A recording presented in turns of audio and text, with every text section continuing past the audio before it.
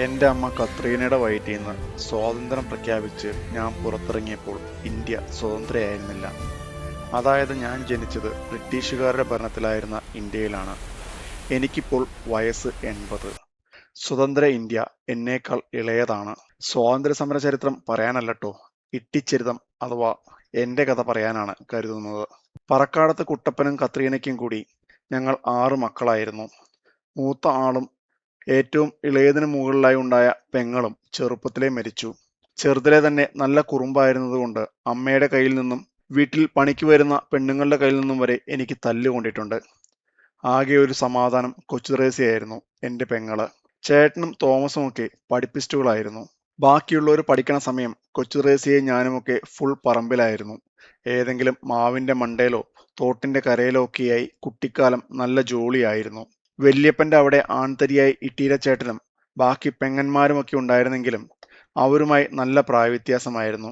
അതുകൊണ്ട് തന്നെ മെയിൻ കമ്പനിക്കാര് പുതുശ്ശേരിന്ന് വന്നിരുന്ന അമ്മായിയുടെ പിള്ളേരായിരുന്നു. അതിൽ സണ്ണിച്ചേട്ടന് ഒരു ഹീറോ ഇമേജ് ആയിരുന്നു ഞങ്ങൾ പിള്ളേരുടെ ഇടയിൽ. പിന്നെ ജോർജും സിസ്ലിയും ഫ്രാൻസും ജോൺസും പിയൂസും ഒക്കെ ഉണ്ടെങ്കിലും എൻ്റെ ചങ്ക് ജെയിംസ് ആയിരുന്നു. നമ്മളുടെ ഈ ഫ്രണ്ട്ഷിപ്പ് സ്റ്റാർട്ട് ചെയ്തത് തന്നെ വളരെ യങ്ങർ ഏജിലാണ്. ഏകദേശം 4-5 വയസ്സ് പ്രായമുള്ള സമയത്താണ് നമ്മുടെ ഈ ഫ്രണ്ട്ഷിപ്പ് തുടങ്ങിയിരിക്കുന്നത്. അന്ന് ഒന്നില്ലെങ്കിൽ നമ്മൾ കുരട്ടി കൂടും, അല്ലെങ്കിൽ ചൂണ്ടലി കൂടും.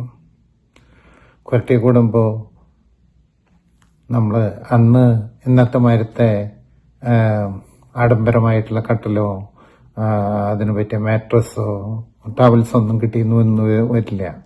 പക്ഷെ അന്ന് ഒരു പായൊരു തലോണി അതിൻ്റെ ഒരു സുഖം ഒന്ന് വേറെയായിരുന്നു. പിന്നെ ഇട്ടീരെ കുറിച്ച് പറയുകയാണെങ്കിൽ എൻ്റെ ഒരു ഗുഡ് ഫ്രണ്ട്, ഗുഡ് കസിൻ, പിന്നെ എൻ്റെ എല്ലാമാണ്. 1972 ഒരു സ്റ്റാർ നൈറ്റിൽ ഞാൻ പങ്കെടുത്തിരുന്നു. അതിൻ്റെ എനിക്ക് പങ്കെടുക്കാൻ വേണ്ടി എന്നെ ഹെൽപ്പ് ചെയ്ത ഒരേ ഒരു വ്യക്തി ഇട്ടീരയാണ്. ഇട്ടീര എനിക്കൊരു വളണ്ടിയർ ബാഡ്ജ് സംഘടിപ്പിച്ചു തന്നു. ഞാൻ ആ വളണ്ടിയർ ബാഡ്ജ് വെച്ച് ഞാൻ കൊണ്ടുപോയത് ഉമ്മറിനെ ആയിരുന്നു. അപ്പോൾ ഉമ്മറിന്റെ കാറിലും ഉമ്മർ ബാക്കിലും ഞാൻ ഫ്രണ്ടിലും. നല്ല രാജകീയമായി ഞാൻ 1972 ആ സ്റ്റാർ നൈറ്റിൽ പങ്കെടുത്തു. അന്ന് അവിടെ വെച്ച് ബഹദൂർ, ജയചന്ദ്രൻ, പിന്നെ ഷീല, ജയഭാരതിനൊക്കെ കണ്ടു കഴിഞ്ഞാൽ ഏത് ചെറുപ്പക്കാരന്റെ ഉറക്കം പോവും. അന്ന് അത്ര ഗ്ലാമറായിരുന്നു അവൾക്ക്. പിന്നെ പുള്ളിയുടെ ഏറ്റവും വലിയ ഇത് എന്ന് പറയുന്നത് ഞാൻ കണ്ടത് പുള്ളിയുടെ ഹോസ്പിറ്റാലിറ്റിയാണ്. എപ്പോൾ അവിടെ ചെന്നാലും ഫുഡ് ഈസ് റെഡി. അത് കടം മേടിച്ചായാലും അല്ലെങ്കിലും ഇട്ടീരയുടെ അവിടെ ചെന്ന് കഴിഞ്ഞാൽ എല്ലാവിധ വിഭവസമൃദ്ധമായ ഒരു ഊണ് നമുക്ക് എപ്പോഴും പ്രതീക്ഷിക്കാം. 1974 എൻ്റെ കല്യാണം നടക്കണ നേരത്തെ ഇട്ടീര അവിടെ ഉണ്ടായിരുന്നു. അതെൻ്റെ ഒരു ആവശ്യം കൂടിയായിരുന്നു കേട്ടോ. അത്രയും ഞങ്ങൾ ആത്മാർത്ഥ സ്നേഹിക്കുന്നവരായിരുന്നു. അപ്പം അന്നൊരു നേഴ്സിനെ ഞാൻ പരിചയപ്പെടുത്തി കൊടുത്തു. ആ നേഴ്സ് ഞാൻ പുള്ളിയോട് പറഞ്ഞു, നീ അവളെ കെട്ട്, അങ്ങനെയാണ് നിനക്കിവിടെ കാനഡയിൽ വരാൻ പറ്റുന്നു. പക്ഷെ പുള്ളി പറഞ്ഞു, എനിക്ക് നാട്ടിൽ നിന്നാൽ മതി, ഒരു കാനഡയും വേണ്ട. കാര്യം എന്താ വെച്ചിട്ടുണ്ടെങ്കിൽ എനിക്ക് ഇവിടെയുള്ള സന്തോഷം വേറൊരു സ്ഥലത്ത് എനിക്ക് കിട്ടില്ല. അല്ലെങ്കിൽ ഇന്ന് കാനഡയിൽ എൻ്റെ കൂടെ ഉണ്ടായിരുന്നു. എല്ലാ പ്രാവശ്യം വന്നു കഴിഞ്ഞാലും ഞാൻ പോകാൻ ആഗ്രഹിക്കുന്ന ഒരു സ്ഥലം കൊരട്ടിയാണ്. അവിടെ വന്നു കഴിഞ്ഞാൽ ഏറ്റവും കൂടുതൽ കാണാൻ ആഗ്രഹിക്കുന്ന ഒരു വ്യക്തി ഇട്ടീരയാണ്. ഇന്ന് എല്ലാവരുടെ കൂടെയും നീ ചിയേഴ്സ് പറയുമ്പോൾ ഒരു ചിയേഴ്സ് എനിക്ക് വേണ്ടി നീ തരണം, അതൊരാവശ്യമാണ്. അതുകൊണ്ട് ഞാൻ നിനക്ക് വേണ്ടി ഒരു ചിയേഴ്സ് ഇപ്പോൾ പറയാണ്. എൻ്റെ അടുത്ത് ലിക്കറൊന്നും ഞാൻ കയ്യിലില്ല, പക്ഷെ ഒന്ന് ഉദ്ദേശിച്ചാൽ മതി, ഞാൻ നിനക്ക് വേണ്ടി ഒരു ഡ്രിങ്ക് എടുക്കുന്നുണ്ട്. ഓക്കെ, എന്നാ ഓൾ ദ ബെസ്റ്റ്. പഠനത്തിൽ വലിയ ഇൻട്രസ്റ്റ് ഇല്ലായിരുന്നെങ്കിലും പഠിച്ചില്ലിൽ രക്ഷപ്പെടാൻ സാധ്യതയില്ലെന്ന് ഞാൻ അന്നേ മനസ്സിലാക്കിയിരുന്നു. പിന്നെ കാർന്നോന്മാരുണ്ടാക്കിയിട്ടിരുന്ന ശകലം ഭൂമിയും തലചായ്ക്കാൻ ഒരു കൂരയും ഉള്ളതുകൊണ്ട് ആഹാരത്തിന് മുട്ടുണ്ടാവില്ലെന്ന ധൈര്യം ഉണ്ടായിരുന്നു. 10ാം ക്ലാസ് പാസ്സായപ്പോൾ അമ്മ വീട്ടിലേക്ക് പോയി പ്രീ ഡിഗ്രി പഠിക്കാൻ. കോതമംഗലത്തെ അമ്മ വീട് ഇന്നും രസമുള്ളൊരു ഓർമ്മയാണ്. പ്രീ ഡിഗ്രി പാസ്സായപ്പോൾ പിന്നെയും പൂതിയായി ഡിഗ്രി എടുക്കണമെന്ന്. പക്ഷെ അപ്പോഴേക്കും അപ്പച്ചന്റെ സാമ്പത്തിക നിലയ്ക്ക് പരുങ്ങലിലായിരുന്നു. തുടർ പഠനം ഒരു വിദൂര സ്വപ്നമെന്ന നിലയിലേക്ക് മാറിയപ്പോഴാണ് വലിയ തോമസിന്റെ സഹായം. ഞാനോ പഠിച്ച് രക്ഷപ്പെടില്ല, നീയെങ്കിലും പോയി പഠിക്കുന്നും പറഞ്ഞ് അവൻ എന്നെ സാമ്പത്തികമായി സഹായിച്ചു. അങ്ങനെ ഇരിഞ്ഞാലക്കുട ക്രൈസ്റ്റ് കോളേജിലേക്ക്. കാര്യം 3 കൊല്ലം പഠിച്ചെങ്കിലും ഞാൻ ഡിഗ്രി പൂർത്തിയാക്കിയിരുന്നില്ല. ഇതിനിടെ ചേട്ടൻ മാത്സിൽ പോസ്റ്റ് ഗ്രാജുവേഷനും നിയമബിരുദവുമൊക്കെ എടുത്തിരുന്നു. പ്രത്യേകിച്ച് കാര്യമൊന്നും ഉണ്ടായിട്ടല്ല ബാക്കിയുള്ളവരുടെ വില കളയാൻ. തോമസ് ആണെങ്കിൽ പഠനം തന്നെ പഠനം. പെൺകുട്ടികളെ എളുപ്പം കല്യാണം കഴിച്ചു വിടണമെന്നുള്ളതുകൊണ്ട് കൊച്ചു ത്രേസ്യയ്ക്ക് മാത്രം പഠനം വലിയ ബാധ്യതയായില്ല. അവൾക്ക് വലിയ താല്പര്യവും ഉണ്ടായിരുന്നില്ല. ചേട്ടന്റെ കല്യാണം കഴിഞ്ഞ് താമസമില്ലാതെ ഗോവയിൽ ജോലി ശരിയായി ചേട്ടൻ പോയി. ചേട്ടത്തിയാര് മുഖത്തു നോക്കി ചീത്ത പറയുമെങ്കിലും ആള് പാവമാണെന്ന് മനസ്സിലാക്കിയതുകൊണ്ട് ഞാനും പതുക്കെ ഗോവയ്ക്ക് കയറി. ഞാനും സബിനൊക്കെ ഗോവയിലായിരുന്നല്ലോ അവിടെ ചെന്ന് കഴിഞ്ഞു. അത് കഴിഞ്ഞ് കുറച്ച് കഴിഞ്ഞ് സബിൻ്റെ ഫ്രണ്ട്സൊക്കെ അല്ലെങ്കിൽ ഇപ്പോൾ ഇടയ്ക്ക് വരാറുണ്ട് അവിടെ. അപ്പോഴാണ് ഇട്ടിര വരുന്നത്. പിന്നെ ഇവർക്ക് കുറച്ചുകൂടി ഫ്രണ്ട്സായി. ഇവർക്കൊക്കെ ഈ പോർക്കറി ഭയങ്കര ഇഷ്ടമായത് കാരണം ഞാൻ എപ്പോഴും ഇടയ്ക്കിടയ്ക്ക് പോർക്കും. അതവിടുത്തെ പോർക്കിൻ്റെ ഗുണം കൊണ്ടാണോ എന്തുകൊണ്ടാണെന്ന് അറിയില്ല, അസല് പോർക്കറിയാണ് വന്ന് ഇവരെല്ലാവരും വന്ന് തിന്നാറുണ്ട്. ഇട്ടിരക്ക് അത് ഭയങ്കര ഇഷ്ടമായിരുന്നു. അങ്ങനെ കുറച്ച് ഞങ്ങൾ എല്ലാവരും കൂടി സന്തോഷമായിട്ടൊക്കെ അവിടെ നിന്ന്. ഇനി അതുപോലെ തന്നെ ഇത്തിരിയുടെ കാലങ്ങളൊക്കെ കഴിഞ്ഞോട്ടെ, ഞങ്ങളുമായിട്ടൊക്കെ ഉള്ള കാലങ്ങളൊക്കെ കഴിയട്ടെ. അങ്ങനെ വേണ്ടി തമ്പുരാനോട് പ്രാർത്ഥിക്കും. ഗോവയിൽ ചെറുകിട ജോലികളും വെള്ളമടിയുമൊക്കെയായി ആഘോഷമായി നടന്നിരുന്ന കാലത്താണ് എനിക്ക് KSRTCയിൽ ജോലി കിട്ടുന്നത്. വീണ്ടും നാട്ടിലേക്ക്. ഇതിനിടെ തോമസിനും നല്ല ജോലിയൊക്കെ കിട്ടി. അവനും സെറ്റിലായി. അവന് മികച്ചൊരു കല്യാണാലോചന വന്നപ്പോൾ അതാദ്യം നടക്കട്ടെ എന്ന് വീട്ടിൽ എല്ലാവരും കൂടി തീരുമാനിച്ചു. എനിക്കും അതിൽ സന്തോഷമായിരുന്നു. പക്ഷേ ഇന്നത്തെ സിനിമകളിൽ പോലും കാണാത്ത ജാതി ട്വിസ്റ്റാണ് പിന്നെ സംഭവിച്ചത്. തോമസിന്റെ കല്യാണത്തിന് 10-15 ദിവസം ബാക്കിയുള്ളപ്പോഴാണ് എൻ്റെ വാരിയല് ഞാൻ കണ്ടെത്തിയത്. അതും അമ്മായിയുടെ വീടിനടുത്ത് നിന്ന്.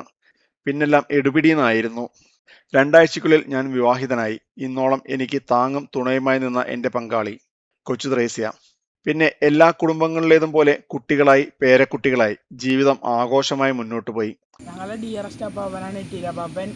ഞങ്ങൾക്ക് പലതും മേടിച്ചു തരികയും പിന്നെ ഇട്ടിര അപ്പാപ്പൻ്റെ പല സ്റ്റോറിയും പുള്ളിയുടെ ഓരോ കഥകളും കേട്ട് ഇരിക്കാനും നല്ല രസമാണ്. പിന്നെ അതൊക്കെ നമുക്കൊരു മോട്ടിവേഷനും ഇൻസ്പിറേഷനാണ്. ഹാപ്പി ബർത്ത്ഡേ ഇട്ടിര പാപ്പ. അപ്പച്ചൻ്റെ പേരക്കുട്ടികളിൽ എൻ്റെ മക്കളോടൊപ്പം എനിക്ക് പ്രിയപ്പെട്ടവരായിരുന്നു ജെന്നി മുതൽ ജോ വരെയുള്ള എല്ലാവരും. ഞാൻ തലതൊട്ട രജനിയോട് ഒരു ഇഷ്ടക്കൂടുതലുണ്ടെന്നുള്ളതും സത്യമാണ്. ഇറ്റങ്ങളും കൊച്ചാൻറ്റിയും ബിനുവിനെ ആൻറ്റോനെയും പോലെ തന്നെ എനിക്കൊരു പ്രത്യേക ഒരു പ്ലേസ് തന്നിട്ടുണ്ട്. അതുകൊണ്ട് ഒരു മകളുടെ സ്ഥാനത്ത് നിന്ന് ഇറ്റങ്ങൾക്ക് എൻ്റെ ഹൃദയം നിറഞ്ഞ എല്ലാ ആശംസകളും പ്രാർത്ഥനകളും സന്തോഷത്തോടെ സ്നേഹത്തോടെ നേരുന്നു. ഇനി ഒരുപാട് വർഷങ്ങൾ അടിച്ചു പൊളിച്ച് നല്ല സന്തോഷത്തോടെ ഗോദ്രേജ് ഡൈയൊക്കെ തേച്ച് അങ്ങനെ മുന്നോട്ട് പോകാൻ പറ്റട്ടെ എന്ന് സ്നേഹത്തോടെ പ്രാർത്ഥനയോടെ ആശംസിക്കുന്നു. Happy birthday. എനിക്കൊരു കുടുംബം ഉണ്ടാകാൻ കാരണക്കാരായ എടക്കളത്തൂർ കുടുംബത്തിനോട് എൻ്റെ സ്നേഹം ഞാൻ അറിയിക്കുന്നു. ആഘോഷിക്കുന്ന അളിയനെ എന്റെയും എന്റെ കുടുംബത്തിനെയും പ്രാർത്ഥനാശംസകൾ നേരുന്നു. സന്തോഷങ്ങൾ ഒരുമിച്ച് ആഘോഷിക്കാനും സങ്കടങ്ങൾ പങ്കിടാനും എന്നും കൂടെ നിന്നിട്ടുള്ള എൻ്റെ കുടുംബം പറക്കാടത്ത് എന്നും എൻ്റെ കരുത്തായിരുന്നു. നമ്മുടെ കുടുംബങ്ങളിലെ എല്ലാവരുമായിട്ട് വിശേഷങ്ങൾ പങ്കുവയ്ക്കുകയും എല്ലാവരെ പറ്റിയൊക്കെ ചോദിച്ച് തമ്മിലുള്ള വിശേഷം ഇങ്ങോട്ടും പറയുകയും ഒക്കെ ചെയ്യുന്ന ഒരു പ്രത്യേക സ്വഭാവമുള്ള ഒരാളായിരുന്നു. ഈ 80 എന്നുള്ളത് ഇനിയും ഓരോ 10 വർഷം കൂടുമ്പോഴും പല പ്രാവശ്യം നമുക്ക് കൂടാൻ ദൈവം അനുഗ്രഹിക്കട്ടെ. സ്നേഹവും സന്തോഷവും നിറഞ്ഞ അയൽപക്കവും എൻ്റെ ദീർഘായുസിന് കാരണക്കാരാണ്. ഞങ്ങൾ ഒരുമിച്ച് പഠിച്ച് നടന്ന് കളിച്ചും ചിരിച്ചും നടന്നിരുന്ന വ്യക്തിയാണ്. പിന്നെ ആള് ക്ലാസ്സൊക്കെ കിട്ടി ജയിച്ച് എല്ലാ അറിവുകളും നേടി മുന്നോട്ട് പോയിരുന്നതാണ്. ഈ അറിവുകളൊക്കെ നേടിയത് ആൾ പുസ്തകങ്ങൾ വായിച്ചുള്ള അറിവാണ്. അത് ആർക്കും എന്ത് കാര്യം ചോദിച്ചാലും അതിന് ശരിയായിട്ടുള്ള മറുപടി ആൾ പറഞ്ഞു ചെയ്യും. ചെങ്ങാതി നന്നായാൽ കണ്ണാടി വേണ്ടെന്നാണ്. 80 വയസ്സാണെങ്കിലും 50ൻ്റെ ചുറുചുറുക്കോടെ ഞാൻ അറിയുന്ന ചേട്ടൻ ഏത് വിഷയത്തിലും കൃത്യമായി പഠിച്ചു പറയുകയും ഉദാരമായി കൈയച്ചു കൊടുക്കുകയും മറയില്ലാതെ സ്നേഹിക്കുകയും എല്ലാവരെയും വൈരാഗ്യമില്ലാതെ പെരുമാറുകയും ചെയ്യുന്ന ഇട്ടിര ചേട്ടന് എൻ്റെയും എൻ്റെ കുടുംബത്തിൻ്റെയും ആശംസകൾ നേരുന്നു. ഇനി കുറച്ച് ഫാസ്റ്റ് ഫോർവേഡ് അടിക്കാം. 79 കഴിഞ്ഞ് 80ലേക്ക് കയറുന്നപ്പോൾ അത് ആഘോഷിക്കണമെന്ന തീരുമാനമെടുത്തത് എൻ്റെ പേരക്കുട്ടികളും മരുമക്കളും മക്കളും ചേർന്നാണ്. അതിന് ഞാൻ അവരെ അഭിനന്ദിക്കുന്നു. എമ്മയും എസ്തറും അനോറയുമാണ് ഇന്ന് എന്നെ കാര്യങ്ങൾ പഠിപ്പിക്കുന്നതും എൻ്റെ മേൽ ഏറ്റവും അധികാരം കാണിക്കുന്നതും.